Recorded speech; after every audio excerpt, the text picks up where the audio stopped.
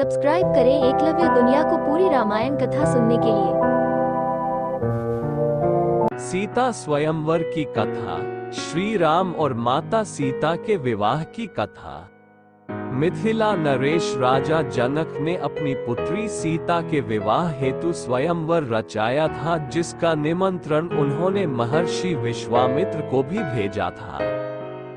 उस समय श्री राम और लक्ष्मण ऋषि विश्वामित्र के साथ उनके आश्रम में थे, इसलिए उन्होंने सोचा कि श्री राम लक्ष्मण को भी मिथिला में उनके साथ चलना चाहिए। उसके बाद ऋषि विश्वामित्र राम और लक्ष्मण के साथ मिथिला नगर में पहुंचते हैं, जहां पर राजा जनक अतिथि रूप में उनका स्वागत करते हैं।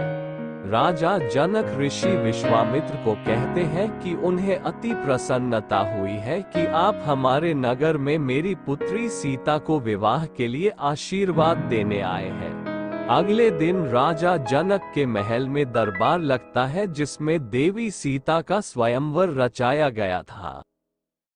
देवी सीता के स्वयंवर में एक से एक महाभट राजा और महाराजा आए हुए थे। देवी सीता जैसी सुंदर नारी को पत्नी रूप में पाने के लिए मनुष्य ही नहीं बल्कि कई देव तथा असुर भी मानव रूप धारण करके स्वयंवर में आए थे, तथा दरबार के मध्य में भगवान शिव का पिनाक धनुष रखा होता है। ऋषि विश्वामित्र के साथ श्री राम और लक्ष्मण भी स्वयंवर दरबार में पहुंचते हैं। सभी मेहमान राजाओं के आ जाने के बाद राजा जनक उन्हें संबोधित करते हुए कहते हैं, सीता स्वयंवर की शर्त। राजा जनक सभी को की शर्त बताते हुए कहते हैं, आप सभी राजाओं का मेरी पुत्री सीता के स्वयंवर में स्वागत है। आज इस स्वयंवर को जीतने की शर्त यह है कि जो भी महारथी सामने रखे भगवान शिव के पिनाक धनुष को उठाकर उस पर प्रत्यंचा चढ़ाएगा, उसी से मेरी पुत्री सीता का विवाह संपन्न होगा। अतः आप सभी से अनुरोध है कि एक एक करके आए और भगवान शिव के इस धनुष को उठाकर और उस पर प्रत्यंचा चढ़ाकर अपने बलाबल तथा शक्ति का परिचय दें।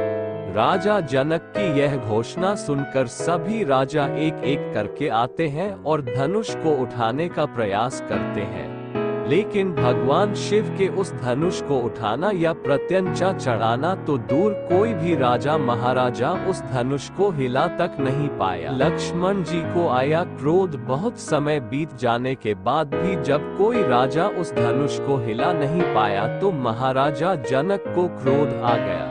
उन्हें लगने लगा कि कोई भी इस शिव धनुष को उठा नहीं पाएगा और उनकी पुत्री सीता अविवाहित ही रह जाएंगी।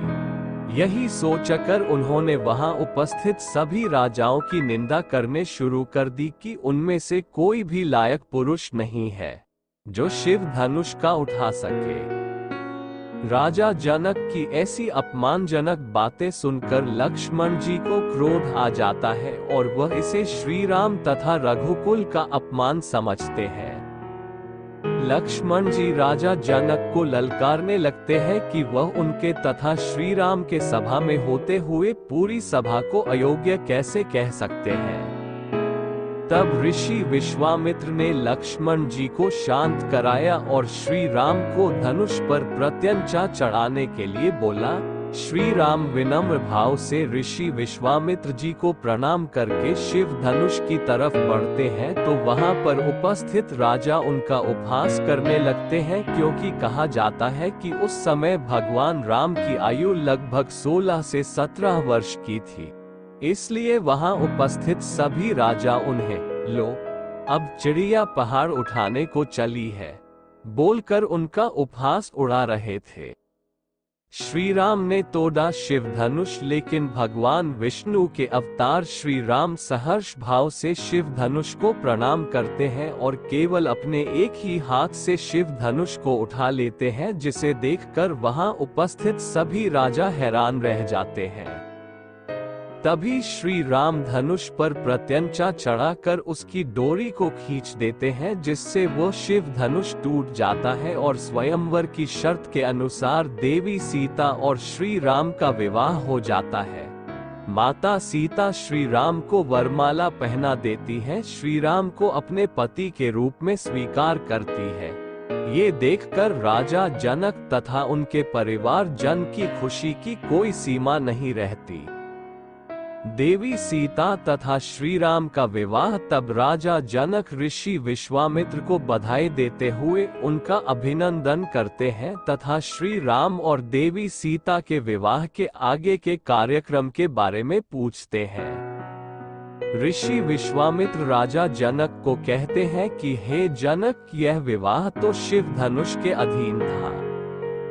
तुम धनुष टूटते ही है विवाह तो हो चुका है, लेकिन फिर भी आपने कुल के रीति रिवाज के अनुसार ही आगे का कार्यक्रम बनाए। ऋषि विश्वामित्र के कहने पर जनकपुरी से राजा दशरथ के पास संदेश भेजा जाता है तथा उसके बाद दोनों परिवारों के द्वारा विचार करके राजा दशरथ के चारों पुत्रों का विवाह राजा जनक की चारों पुत्रियों से निश्चित कर दिया जाता है, जिसमें श्री राम के साथ देवी सीता, भरत के साथ मांधवी, लक्ष्मण के साथ उर्मिला तथा शत्रुघ्न के साथ श्रुति कीर्ति का शुभ विवाह संपन्न किया जाता है।